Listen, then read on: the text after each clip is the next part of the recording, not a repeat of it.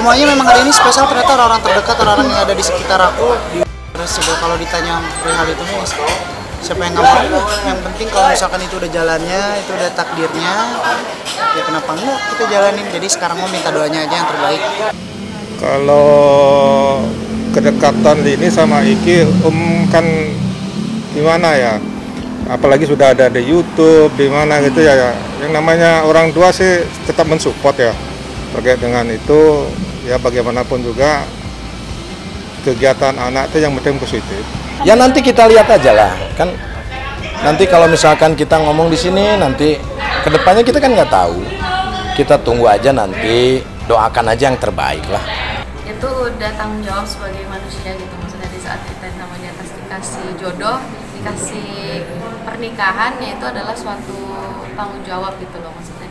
Terus juga kalau ke depannya juga memang harus menjalankan apa yang harus dijalankan gitu. Kalau memang sudah menjadi istri, ya menjadi istri. Siap nih kayaknya. Enggak, sebenarnya kalau dari menurut aku dari kita udah dikasih cobaan aja, itu maksudnya cobaan sebelum menikah atau sesudah itu aja masih juga berat. Aku juga sampai di titik ini tuh udah berat gitu loh. Jadi ya diterima aja. Gitu. Namanya jodoh kita nggak tahu, orang jalanin sampai puluhan tahun juga kalau bukan jodoh mah ya lepas juga gitu. Yang penting tahu aturannya kayak gimana, kamu harusnya kayak gimana. Tapi kalau kamu mau jalanin itu terus ya monggo. Kita tidak mau memisahkan kebahagiaan anak, walaupun menurut orang itu katanya nggak boleh ya kan. Biarin aja gitu. Kita lihat aja lah, Tuhan itu pasti ada rencana di balik semua lah kejadian inilah gitu. Dan kita pasrahin aja sama Yang Maha Kuasa, apapun yang terjadi, yang penting kita tidak menyakitin siapapun, itu intinya.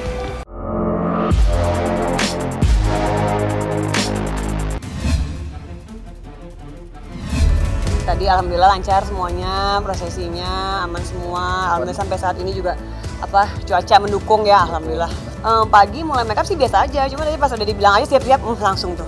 Kayak jantung aku udah menggelinding. Oh dia dari 2 hari lalu. Oh. Tapi apa tadi? Nggak baca ya Pak? Jagoan. Udah latihan 2 hari ya? 2 hari begadang ngapain itu doang. Alhamdulillah.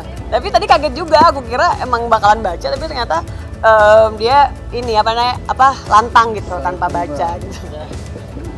Alhamdulillah.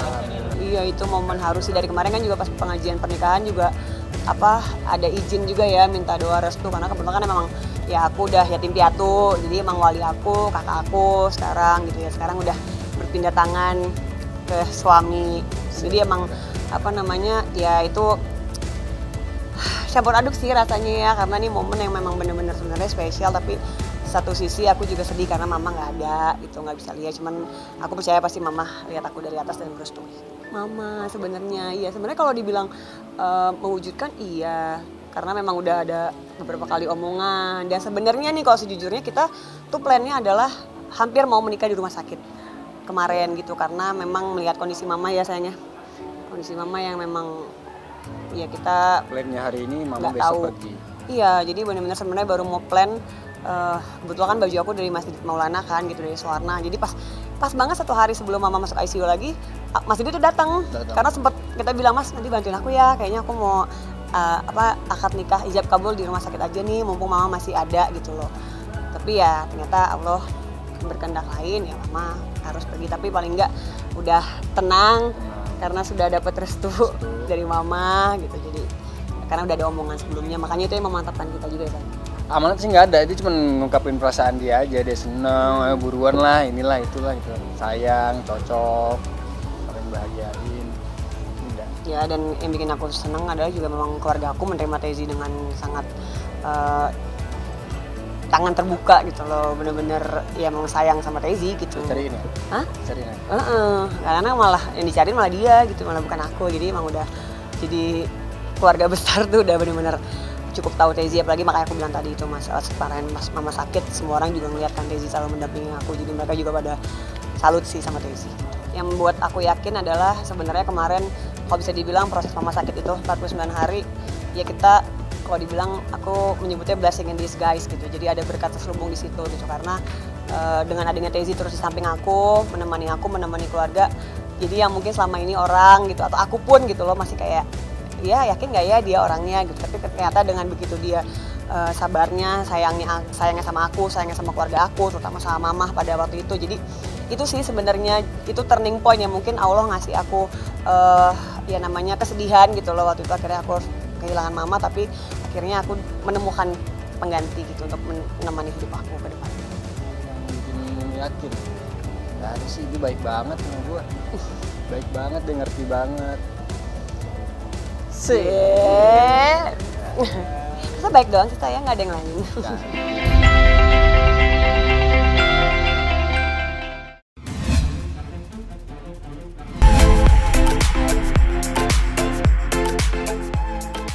Ya alhamdulillah, itu semua kan karena dari doa-doa kalian semua.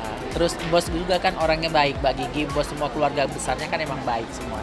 Kalau aku sih kebaikan Bos Raffi yang dibikin ingat ya mensejahterakan karyawannya. Kalau aku sih Bos Raffi mensejahterakan karyawannya dan bikin umroh aku sekeluarga. Ibu, kakak, semua aku diumrohin sama Bos Raffi itu. Mbak Gigi sama, nggak ada bedanya, dua-duanya itu emang udah ketemu kayak gelas sama tutupannya, jadi udah sama-sama baik. Mbak Gigi baik, Bos Raffi juga baik gitu. Aku sih bertahannya itu di rumah bos ya karena emang nyaman. Kita kan ya namanya kerja ya pasti ada nyaman, ada enggaknya, ada enak, tergantung dari diri kita. Karena kan kita terlalu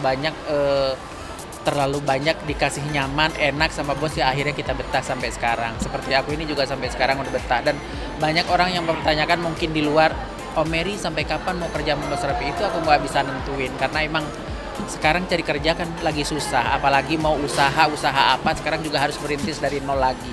Jadi untuk apa saya mau cari kerjaan di luar atau mau usaha ya kan? Kalau misalnya saya udah dapat bos yang emang super baik ke semua karyawannya, bukan ke aku doang. Udah seperti keluarga. Oh, kalau hubungan itu mah dari dulu emang Bos Raffi itu nggak pernah membedakan antara asisten sama bos. Makanya istilahnya seperti itu, bos makan 500.000 satu porsi ya kita juga makan segitu, istilahnya ya kayak gitu, seperti itu kan. Soalnya banyak ya artis-artis lain yang kadang-kadang bawa asisten apa bawa orang terdekat, karyawan lah istilahnya, dia ditempatkan di meja lain, nggak satu meja. Tapi kalau kita tuh nggak enak satu meja, kita yang pengen misah tapi sama bos nggak pernah dikasih. Ya alhamdulillah, namanya juga mereka kan kerja biar mereka semangat semuanya, bisa merasakan jerih payahnya sendiri dan bisa berada di apa ya, di taraf mereka.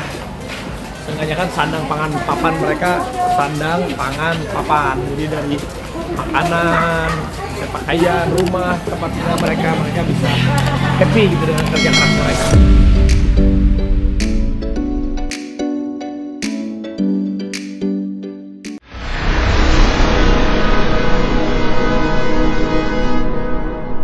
Jadi jangan lupa untuk subscribe Cumi Cumi. Ditekan ya tombol lonceng merahnya.